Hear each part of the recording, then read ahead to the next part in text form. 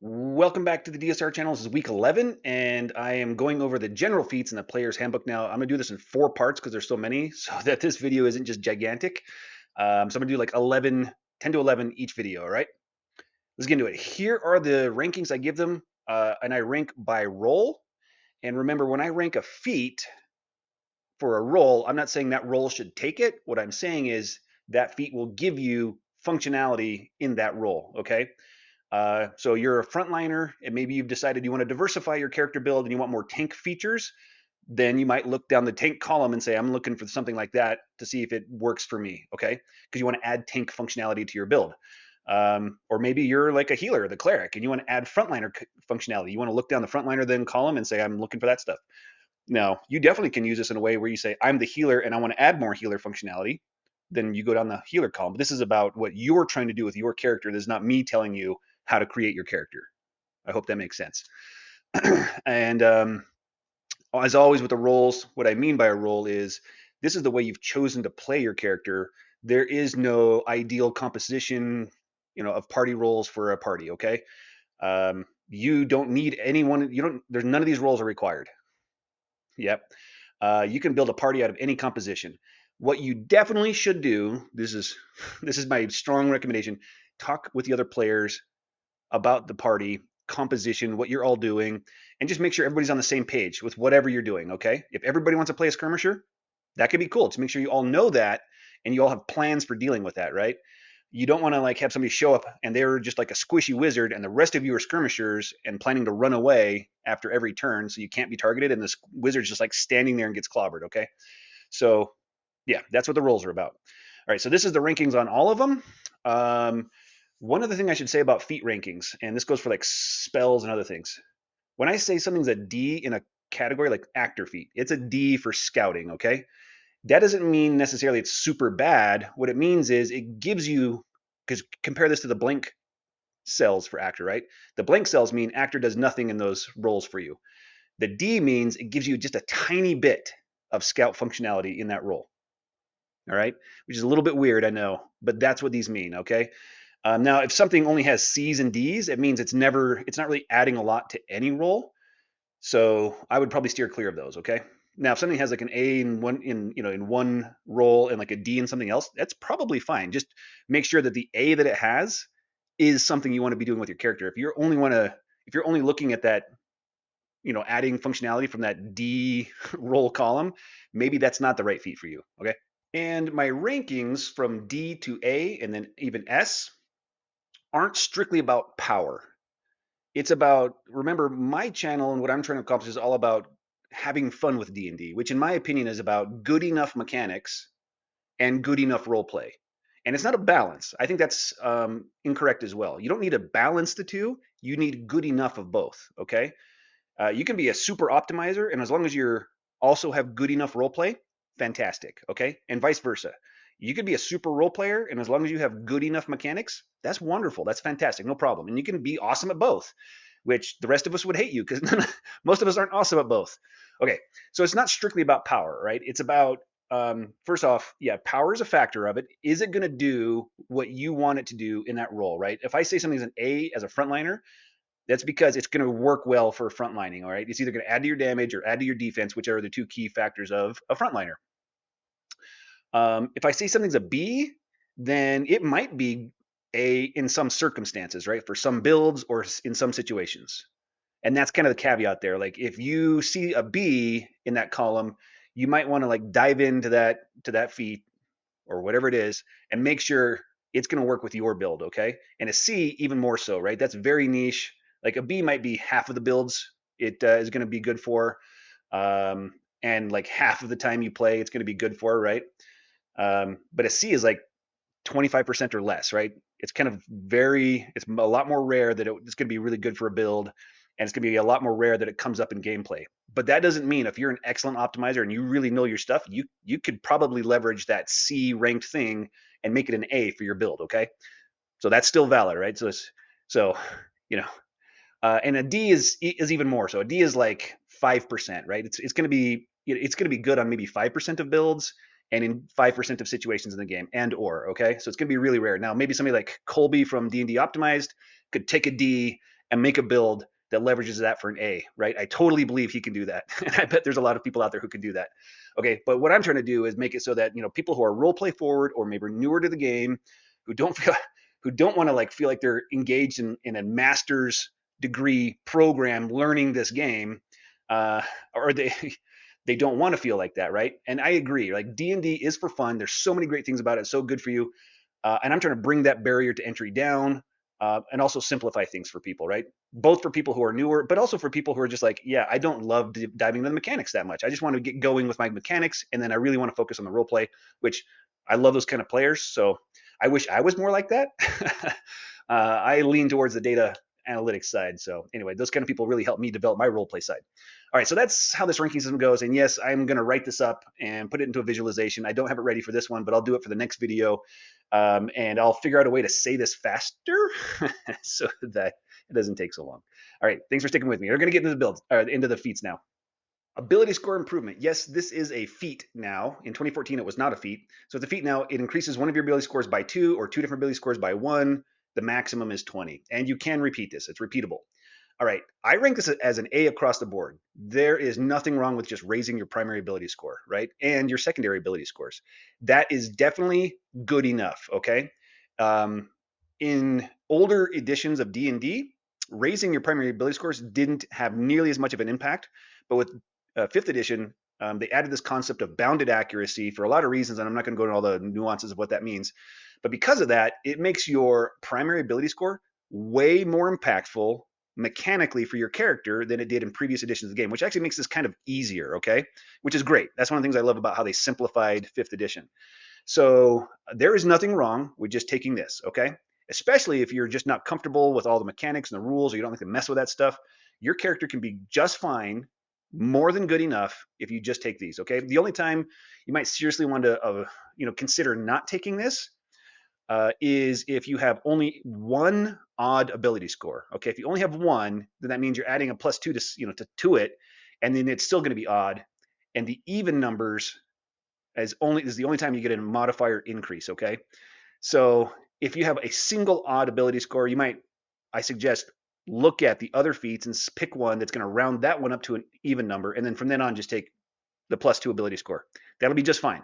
And as you feel more comfortable, go look at the other feats, explore other options, use my ranking so you can say like, okay, I'm thinking about being a tank. I'm going to branch out and to try some other things. Look down the feats that I'm ranking as A for tank and kind of explore those and see if you can, get comfortable with them, I guess is the way to put it, right? Like many things in life, it's just a matter of like getting into it, trying it out, but keep things, simple for you to start with until you feel comfortable with that and then take the next level. All right. There's a lot of people out there who are super great with mechanics, and you may never take this one. And that's just fine too, okay? If you guys know what you're doing, or you all know what you're doing with putting the feats together and assembling your build, and a lot of people are really, really good at that, fantastic, okay? Those ones are also A, so they're going to be really good. All right, next, actor feat. This is one that unfortunately I really want to like, and it's just not good. The idea of being an actor and having that just be this awesome contribution to being the face of the party is so evocative and a great fantasy to live. And this one just doesn't deliver on that well. And the problem is, so you get, of course, +1 charisma score. That's great. Impersonation. While you're disguised as a real or fictional person, you have advantage on charisma, deception, or performance checks to convince others that you are that person. So that is the whole feature. That's the face part of this feat. Okay. And they just limit it too much, right? If it just simply said you have advantage on charisma, deception, and performance checks, this would be A. I would give this an A. And it would be excellent, right? It would be a lot of fun, and it'd be really leaning into that fantasy of being the face of the party. But they put too many limiters on it. So it only gives you advantage to convince people that you are this real or fictional person. That's literally all it does. It doesn't give you advantage for any other ways you're trying to use deception or performance. Now, that's the rule as written right here. And I would not begrudge or argue against any DM who just said, okay, I'm just going to actually let that be any deception and performance check. I do not think that would be OP in any way.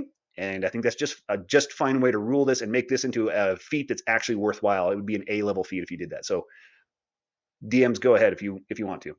And then the final feature is mimicry. You can mimic the sounds of other creatures, including speech. A creature that hears the mimicry must succeed on an insight check to determine if the effect or that the effect is faked. The DC is the standard calculation. All right, so this one I give like a D, and that's as a scout, right? Not meaning that I'm not trying to say it's terrible and you shouldn't take it. What I'm saying is it does add a little bit to being a scout, right?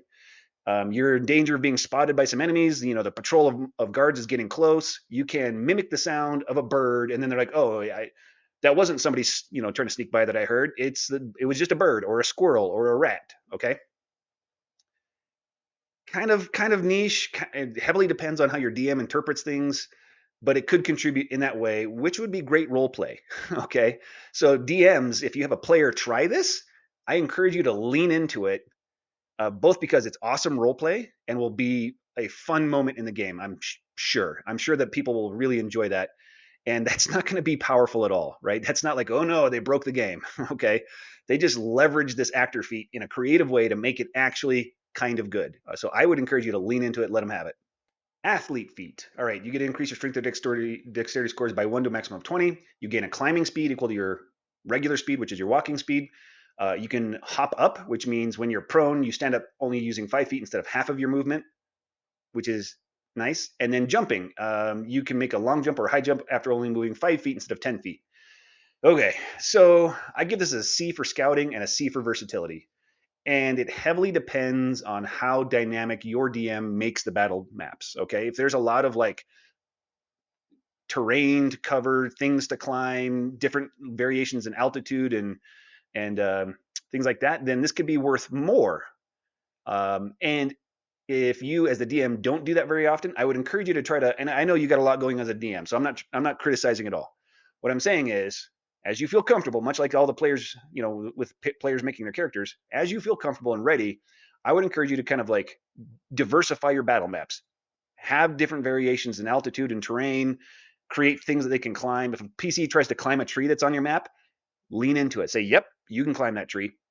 Let them climb it, right? And use the normal climbing rules, and that'll just make it a little more worthwhile for anybody who has a climbing speed, which is the main feature of this. Okay, standing up from prone, it's not very often that movement matters for a PC, right? If you're knocked prone, it's probably because you were a frontliner, because most of the prone, most of the monster features that knock you prone is a short range of feature, if not just straight up melee. So you're probably already in melee if you got knocked prone, and you're not going anywhere because you're a frontliner. You want to stand in melee. So most of the time, it's like, doesn't matter if it's half your movement, it could be all your movement. You just want to stand up anyway. So this is super niche, the hop up. The jumping, frankly, I think most DMs forget that you have to move 10 feet before you can make a long jump or a high jump. There's a reduced distance jump, I think. I'm trying to remember if this is 2014 or if I'm getting confused and it's no longer in 2024, where you can jump without making the 10 feet movement first, but it's like a reduced distance. So I think most DMs forget that you have to move 10 feet before you make these jumps. And even then, it's just not very often that PCs are jumping. And again, same thing I would say about climbing. If you as the DM don't have a lot of like ravines and things to be jumping, I would try flexing your muscles as you get comfortable and adding some of that stuff so that there's reasons for PCs to jump. But also, it's great for teleportation. PCs who have teleportation are going to love that because they're teleporting across the ravines in the middle of battle. I would also let them like jump things like obstacles, like a barrel or a table, right? Where you say you can either climb over that barrel or table or whatever it is on the map as difficult terrain, or you can attempt an athletics check to just jump it.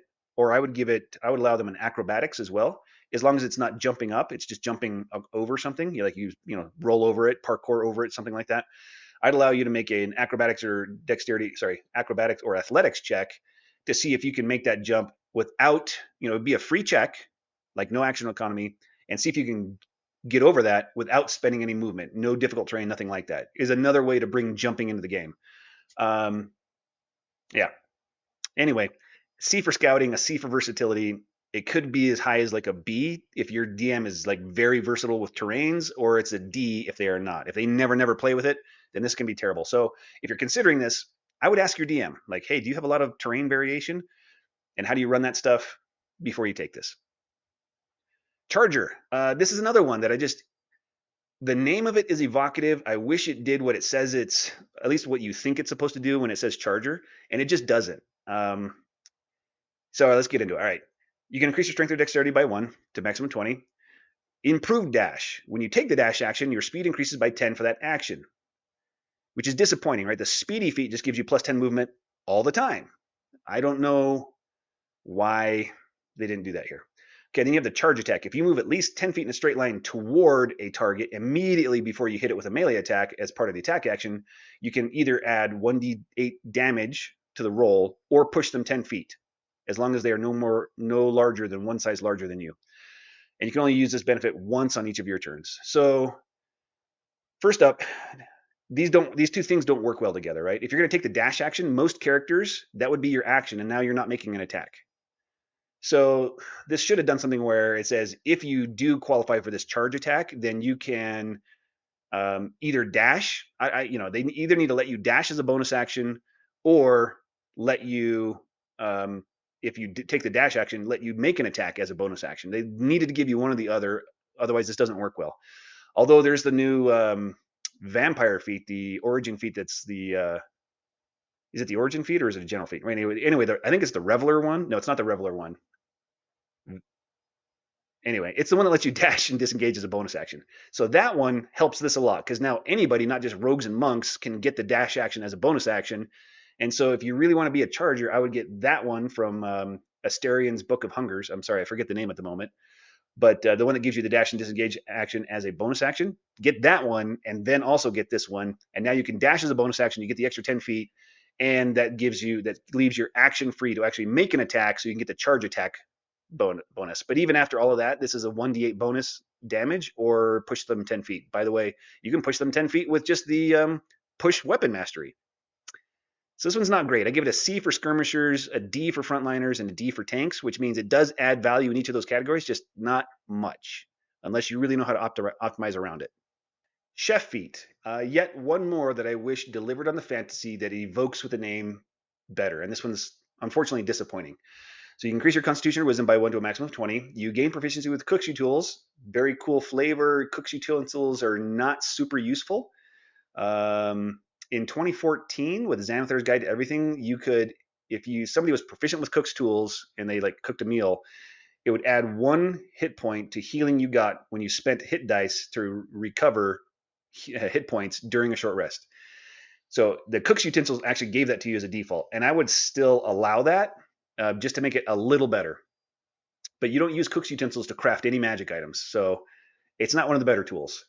DMs, I encourage you to lean into, if players come up with creative ways to make cook's utensils useful, lean into it. Let them have it. Make it cool. All right, replenishing meal. So this one's kind of long, but all it really means is if you do the same thing as the cook's utensils I just described. You cook a meal during a short rest, and if anybody spends any number of hit dice to heal during that short rest, they gain 1d8 hit points more. Total, not per hit die, just total, which is a healing function.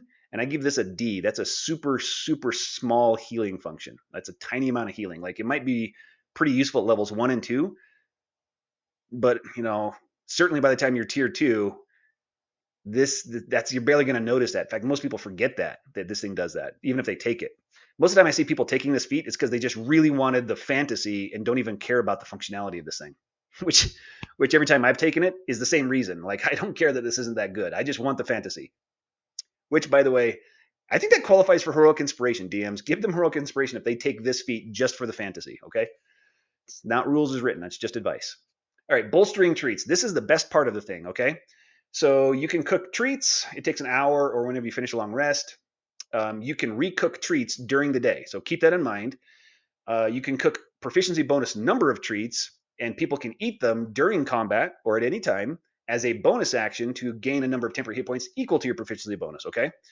So remember that this is not restricted to once per day. You can cook more treats every hour. And the treats last 8 hours. So if you just spend the first 2 hours before your party, after you're done with your long rest and before you set off for the day, you get 1 batch with your long rest, and you could get 2 more batches with 2 more hours before you leave to go adventuring. So that's 3 batches of this. So that would be 3 times your proficiency bonus number of treats, and the treats each would give you, or whoever they whoever eats them, right? You can hand them out to the party. They now get proficiency bonus number of temporary hit points every time they eat one, and they can eat them repeatedly during combat, which makes this better. Okay. I know some people have said, "Oh, it's like in when your proficiency bonus is 2, then it's only like 2 times 2 temporary hit points. You're talking a total of 4 temporary hit points." No, you can cook multiple batches in one day. There's no limit. Okay, so just like I said, it could be 3 batches or more. It could be 7 batches, and you'd still have treats from the very first batch. In fact, all of the party could just eat the treats from the first batch, and those temporary hit points last until your next long rest. So feed the first batch to the party, and then spend a bunch of hours cooking more batches, and so that everybody's got a bunch of these treats, and they could just be popping them in the middle of combat, replenishing all these temporary hit points that they're taking when they take damage. So replenishing the temporary hit points. So it's better than you think. It's still a little rough, right? Because even when it maxes out, you're talking 6 temporary hit points, and they don't stack. If you eat a bunch of treats all at once, they're not gonna stack. It's just you're just replacing them. So you're talking a total of 6 at its maximum value, total of 6 temporary hit points that you could be giving, which at that point, somebody in the party is giving more temporary hit points than that, most likely, right? You've got some spellcaster support character who's doing it. You've got somebody with inspiring leader who's giving out like 26 or something like that temporary hit points. There's a lot of ways to be giving out temporary hit points. So this one still isn't great. I give it a C for support. It's a little better in lower tiers if there's like no one else in the party giving out temporary hit points and it's just you with the chef feat. It's a little better. I would give it maybe a B, especially if the DM allows like you to spend an extra hour or two cooking multiple batches of this before you go off adventuring. Okay, and DMs, let them have it. I encourage you to let them have it, because otherwise this thing is just terrible. Let them have it. Let them be a cook. Yeah. So there you go. That's what I would say on this one. Next, Crossbow Expert. This one's great. It's strong, especially if you want to be fighting with a crossbow, right? That's right in the name. And I love it when the name does what the thing actually does, or the mechanics do what the name says. That's the way to say it. So this one allows you to increase your dexterity score by 1. You don't have any choices. It's just that one. It allows you to ignore the loading property, which is important because any weapon with a loading property, when it has a loading property, it means you basically don't get extra attack. So instead of being able to attack 2, 3, or 4 times when you attack with that weapon, you get 1. That's it. That's what the loading property does.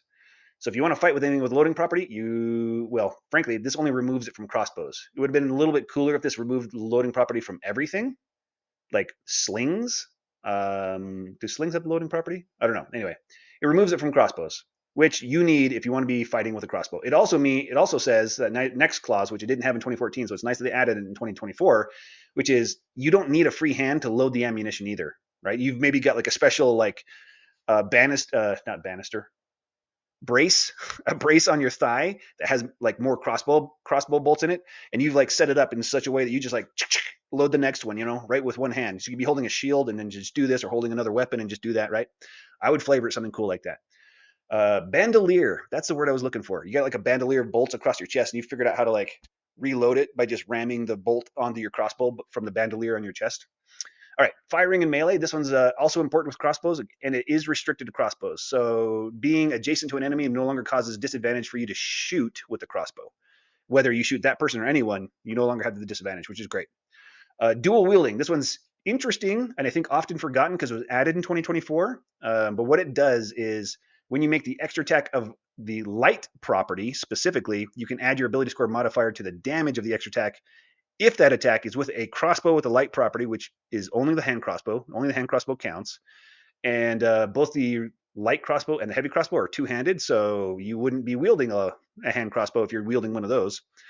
So it does only apply to the hand crossbow. I wish they would have just said that to make it a little less like mystifying. Like, players would have to demystify and like research and figure out like I wish they just listed it. Just make it a little easier for players. But anyway, and it allows you to add the modifier to the damage roll if you're not already adding the modifier to the damage roll. So this would not stack with the 2-weapon fighting style, okay? But what it does is essentially gives you the benefit of 2-weapon fighting style when you're fighting with a hand crossbow, so you don't also need the 2-weapon fighting style. Pretty nice. Not bad at all.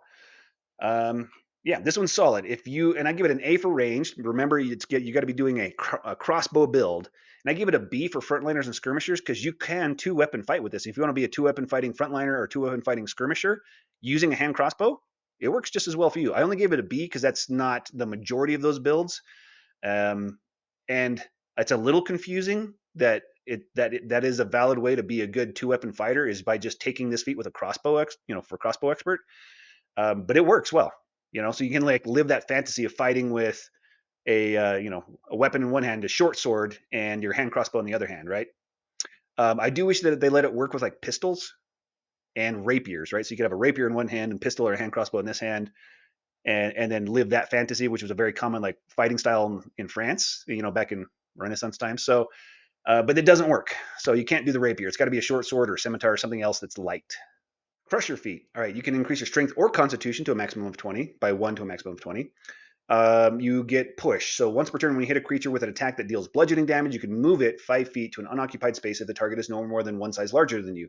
Notice that it doesn't say melee attack. So if you hit them with a ranged bludgeoning damage attack, you can still activate this. So that works on slings and what else? Yeah, light hammers that you can throw, things like that. Enhanced critical. When you score a critical hit that deals bludgeoning damage to a creature, attack rolls against that creature have advantage until the start of your next turn.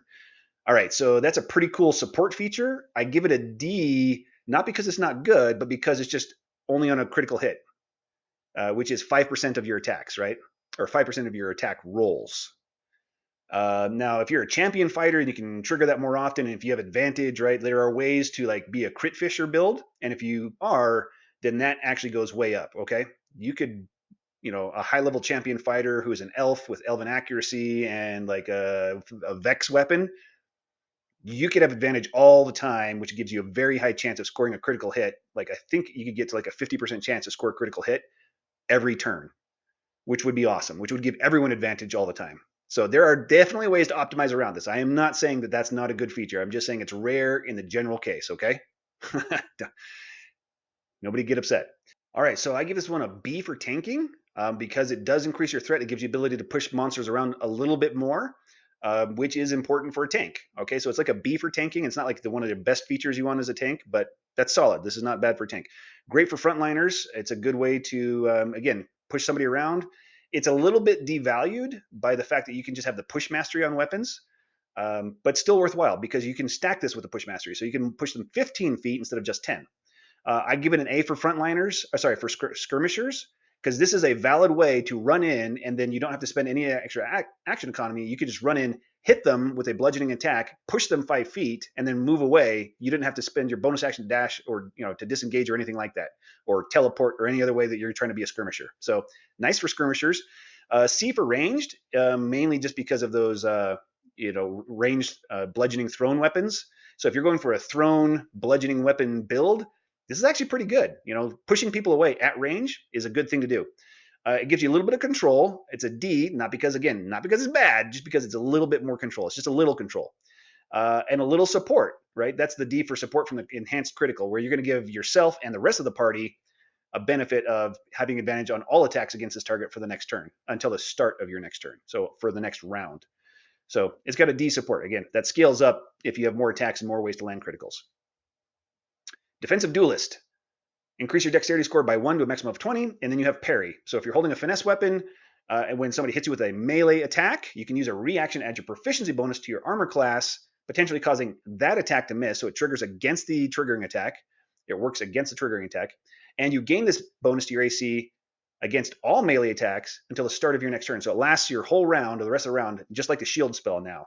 So it starts off giving you only a +2, but ends up giving you a +6. So it's actually stronger than a shield spell when it triggers. So this is great. And I think it's great for any kind of build that would be using a finesse weapon. And the only reason I don't give it A for tanking or an A for survival is because it only applies to like half the builds, right? Meaning you've got to be fighting with a finesse weapon. But if you're fighting with a finesse weapon, which you can as a tank, like I've built plenty of ranger tanks, you got a shield and a rapier, that's a finesse weapon. You can be using this with that build and just really pump up your AC. With a tank, you want to be a little bit careful. If you punish them or make yourself too hard to hit with your reactions, then they're going to start ignoring you unless you have a good taunt or you're just doing a bunch, you're causing a lot of threat on the battlefield. So keep that in mind. That's also why it's only a B for tanking. But for frontliners who don't care if they're targeted or not, this is great. Just be like, deflect it, and if they switch to somebody else, the other frontliner, you're like, doesn't matter because they're also built to take a few hits, right? And if both of you have this, then the enemies are just like in trouble because both of you just have awesome ACs and they just can't hit you. All right, so this one's solid. A for frontliners, B for survival, B for tank. Dual wielder feat. All right, so you can increase your strength or dexterity by score by 1 to a maximum of 20, which is great. I'm going to go down to quick draw and then come back, okay? So quick draw, you can draw or stow 2 weapons that lack the two-handed property when you would normally be able to draw or stow only 1, which is nice, but mostly pointless now because in 2024 they allow you to just take a free draw or stow action before or after every attack of the attack action. So if you're a fighter with 4 attacks, you can draw or stow before every one of those. So it's just not super useful. It does technically help you if you're like shooting with a longbow at range and then somebody closes to melee and you want to switch to draw both of your, light weapons all at once. Yeah, it helps you with that because and you want to do it in one turn specifically. So you put away your longbow, you draw both these weapons, you make your attacks. Yeah. Okay, let's go on to enhanced dual wielding. This one's complex. It's going to take a minute, so buckle up a little bit, okay? This one, what it says is when you take the attack action on your turn and attack with a weapon that has the light property, you can make 1 extra attack as a bonus action later on the same turn with a different weapon, which must be a melee weapon that lacks the two-handed property. You don't add your ability modifier to the extra attack's damage, unless that modifier is negative. Okay, so this one's tricky, and I mean it trips. I think it's tripped all of us up. I know I was tripped up by this for a long time, and I still see a lot of players tripped up by it. And I think it's because it gives you an extra attack, and it references the light weapon property. And then I think immediately load the information about how the light weapon property's extra attack works. We load that into memory, into our RAM, and we're just assuming that this interacts with that somehow. It does not. This has nothing to do with the extra attack from the light weapon property. That light weapon property reference is a qualifier. It's not using the property at all. It's just saying that you have to be making an attack with a weapon that has a light weapon property, and then you qualify for this enhanced dual wielding thing that is completely different from the extra attack from light weapon property, okay? So if you are holding 2 scimitars and you have this, okay, so the 2 scimitars are both light weapons, and the light weapon property itself gives you a bonus action attack with that scimitar already. So you can already attack however many times you can with the first scimitar, and you already qualify for a bonus action attack with a second scimitar. And this does the same thing. So you would have 2 different ways to make a attack with that second scimitar as a bonus action, which would be redundant and adds no value, okay? So if you're already fighting with 2 light weapons and you're not trying to get the benefit from the Nick weapon mastery, then this does nothing for you and you shouldn't take it, okay? So there are 2 ways that you use this then, okay? The first way is that you're not fighting with 2 light weapons. You're fighting with 1 non-light weapon and 1 light weapon. So you could be a battle axe and a hand axe, okay? When you're fighting with a battle axe and a hand axe, you cannot benefit from the extra attack of the light weapon property. But if you have this, you can still get a bonus action attack that functions just like the light weapon property's extra attack, okay? So you could attack with your battle axe once. It's a little bit tricky. You would attack with a battle axe. Let's say you have extra attack, okay? You would attack with a battle axe once, then you would attack with a hand axe once as your action still. And since you've done that, this allows you to make a bonus action attack with the battle axe now, because note that it says that when you make the attack with the light weapon property, you then can make an attack with a weapon that doesn't have the light weapon property. It's an attack with anything that just isn't two-handed, okay? So that's the battle axe. So your action would be battle axe, hand axe, and then your bonus action is battle axe. Now, you cannot add your ability score modifier to the bonus action attack with that battle axe. So would you want to do that? No. It's not great. You're talking about a 1d8 damage with that battle axe, and you can't add your +3, 4, or 5 from your strength score, right? So it's kind of remote. Like if it's a vicious battle axe, then yes, absolutely, right? Because now it's going to be 1d8 plus 2d6 for that bonus action hit, okay, which is worth it. And no, if you have the 2-weapon fighting style, that does not benefit the extra attack you get as a bonus action with this, okay? The 2-weapon fighting style specifically only applies to the extra attack from the light weapon property, which this is not. Okay? All right, so that's one way to use this. And if you really want to be that barbarian who's like got a battle axe and a hand axe, this is the way. This is the best way to do it, and the best way to live that fantasy. And is it going to be great? Not until you get a vicious battle axe or something like that, right? That's just going to add a lot more damage. Okay, the other way to use this is you're going to benefit. You're going to leverage the Nick weapon mastery with 2 light weapons, so that you get the extra attack from the light weapon property as part of your action. And then your bonus action is still free to get this one, which is completely different than the light weapon property attack, okay? So let's say you've got 2 scimitars, you've got extra attack, you've got the mastery with the scimitar, so you qualify for the Nick weapon mastery, so that moves the light weapon properties extra attack from your bonus action to your action. That means you will attack twice with the first scimitar as your action, right? Because you got extra attack. You will attack once with the, let's call it the offhand scimitar in your other hand as part of your action still, because the Nick mastery moved it to your action, and now your bonus action is still free, and you can do this.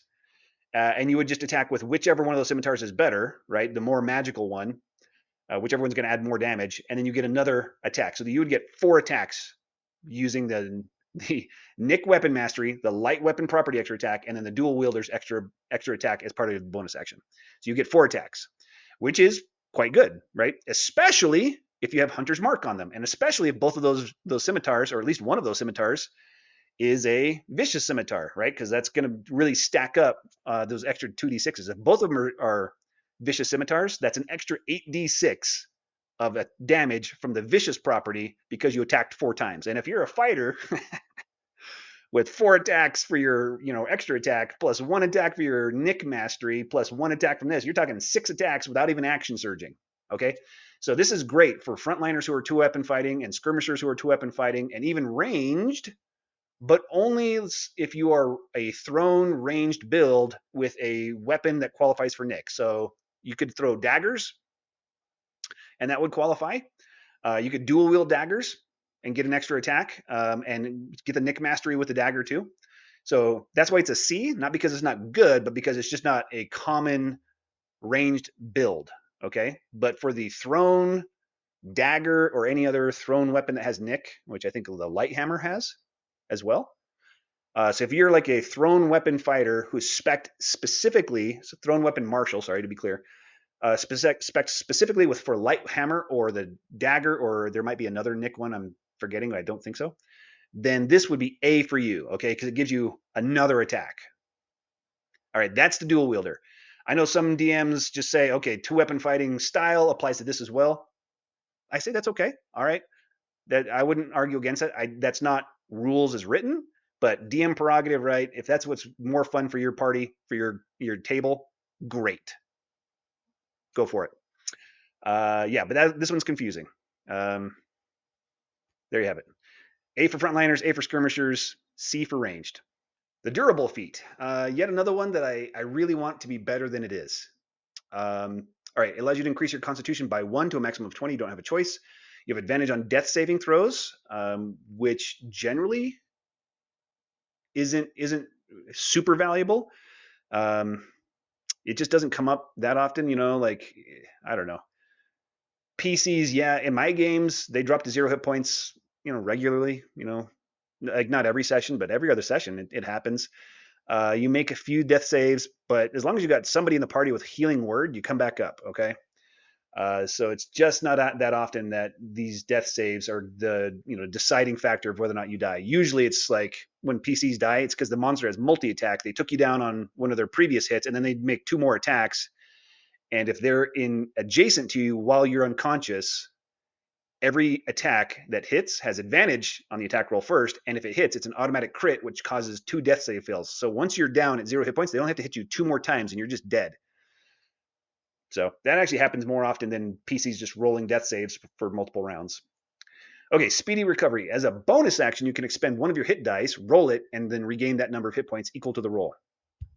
So this is a less efficient use of your hit die than using them during a short rest, because when you use them during a short rest, you add your Constitution modifier to every hit die that you roll for hit points, okay? So it gives you less, but you can do this in the middle of combat, okay?